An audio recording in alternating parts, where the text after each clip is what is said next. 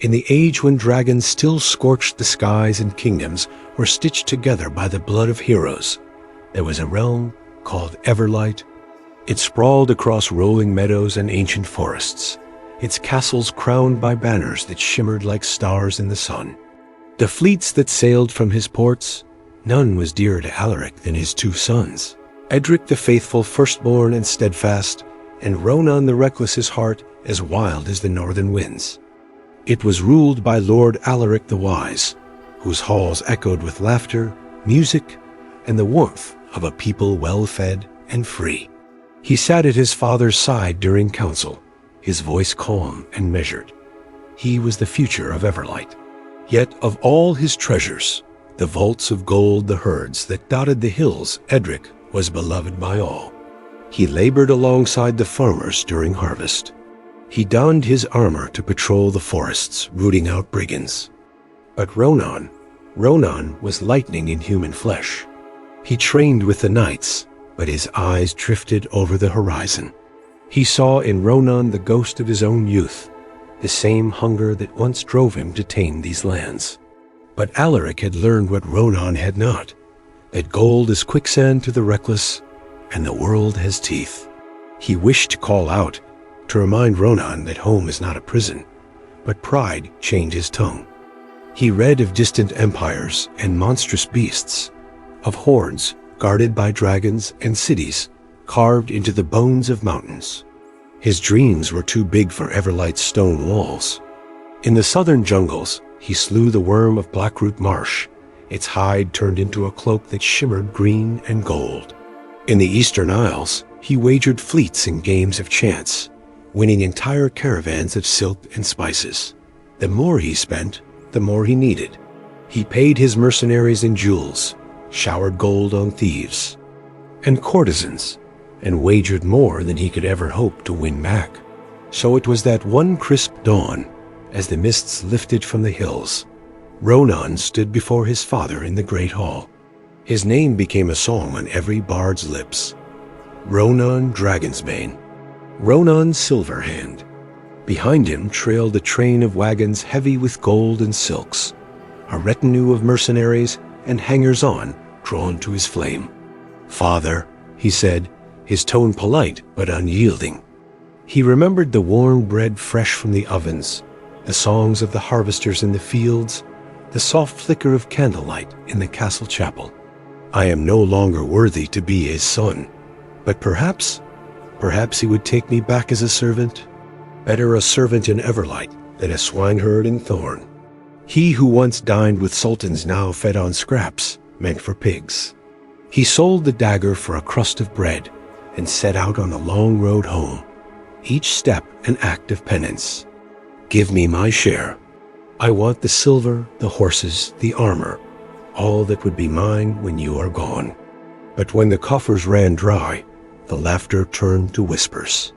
Where once he rode with banners fluttering, he now stumbled, leaning on a splintered staff. The worm cloak, once a symbol of his triumph, was traded for a battered dagger. At first, he did not recognize his brother. There was no gleaming armor now, no silk banners. Just a man broken by the world. He pushed past Edric and the guards, his breath caught in his throat. Each stone of that castle had been laid by his father's hand, each field tilled by generations who had trusted that the soil would reward their faith. And he, the prodigal son, had spat on it all. Let me take it now. Let me claim my story before I am too old to live it. Father, I have served you all these years. I did not flee nor squander your gifts. My son, all I have is yours, now and always. But your brother was lost to us. How could we not rejoice? A kingdom is built not only of stone and steel, but of forgiveness. Yet never have you given me so much as a kid goat to celebrate with my friends. Candles flickered like stars above long tables laden with bread, fruit, and wine. Ronan sat beside his father, clean and robed in white, though the shadows of his wanderings still haunted his eyes. You are dead, and now you live. You were lost, and now you are found. They stole his horses, sold his armor, and left him half dead in a ditch outside the city of Thorn. But within Everlight's walls, mercy reigned stronger than gold, stronger than steel, stronger than any dragon's flame. The old lord's eyes filled with sorrow. His stomach twisted with hunger so savage it made him weep. I am no longer worthy to be called your son. Slay the fatted calf. Tonight we feast. Make me as one of your servants. Still, he did not deny him, for love that is caged turns to bitterness. He summoned the stewards, unlocked the vaults, and divided the inheritance. That night, Everlight's gates swung open. Ronan rode out into the star-blessed dark, his armor polished like the moon's reflection on a blade. From the battlements, Edric watched, sorrow gnawing at his gut. So Ronan rode into the world, and the world greeted him with open jaws. Act 2. The Fall. At first, his legend grew like wildfire on dry grass. He stood before the courts of sultans and queens, danced with enchantresses in moonlit palaces, and drank until the stars swam like fish in the sea. But gold is a fire that feeds on itself. His so-called friends laughed with him in wine halls and brothels, promising him kingdoms yet to come. It began with the mutiny.